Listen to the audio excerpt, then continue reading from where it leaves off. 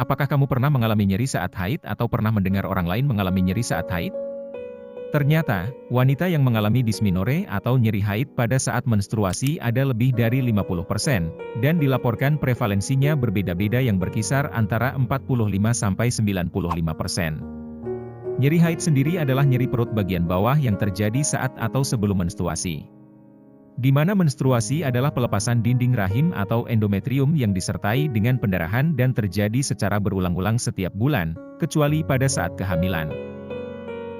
Peristiwa ini terjadi setiap bulan, yang berlangsung selama kurang lebih 3–7 hari, jarak satu haid ke haid berikutnya berlangsung kurang lebih 28 hari, tetapi pada masa remaja biasanya siklus ini belum teratur. Terdapat dua macam dysmenorrhea yaitu primer dan sekunder. Nyeri pada dysmenorrhea primer dapat berasal dari kontraksi rahim yang dirangsang oleh prostaglandin. Sedangkan beberapa penyebab dysmenorrhea sekunder yaitu peradangan tuba falopi, pemakaian air UD, dan perlengketan abnormal antara organ di dalam perut. Selain nyeri pada perut bagian bawah, nyeri dapat menjalar ke punggung bagian bawah dan tungkai. Dysmenorrhea juga dapat disertai sakit kepala, mual, sembelit atau diare dan sering berkemih, kadang terjadi muntah.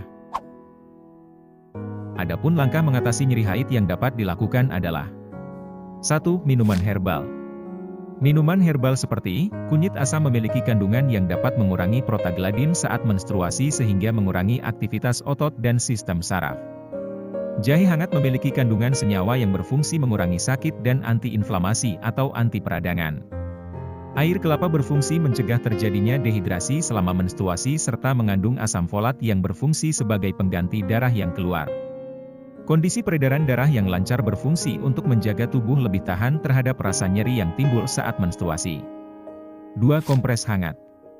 Kompres hangat dapat memperlancar sirkulasi darah, memberi ketenangan, meningkatkan aliran darah, mengurangi atau menghilangkan rasa sakit, merangsang peristaltik, mengurangi nyeri, menurunkan kekakuan tulang sendi dan mengurangi kejang otot.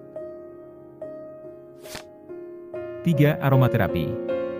Ketika minyak esensial terhirup, sel-sel reseptor penciuman dirangsang dan impuls ditransmisikan ke pusat emosional otak, atau sistem limbik.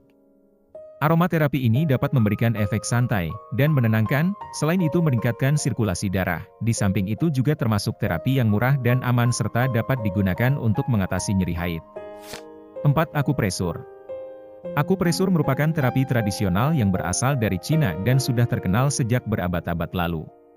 Teknik akupresur dilakukan dengan cara memberikan stimulasi atau penekanan pada titik-titik tertentu pada tubuh manusia. Akupresur berkembang dari teknik akupuntur, namun pada akupresur tidak menggunakan tusukan jarum, melainkan menggunakan jari-jari tangan ataupun benda-benda tumpul lainnya. Akupresur adalah pemberian stimulasi dan pemijatan pada titik tubuh tertentu.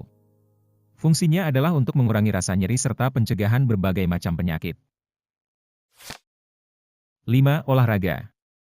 Olahraga dapat membantu melancarkan aliran darah pada otot sekitar rahim sehingga rasa nyeri dapat berkurang atau diatasi. Serta, tubuh akan menghasilkan hormon endorfin. Endorfin dihasilkan oleh otak dan susunan saraf tulang belakang. Hormon ini berperan sebagai obat penenang alami yang diproduksi oleh otak sehingga menimbulkan rasa nyaman.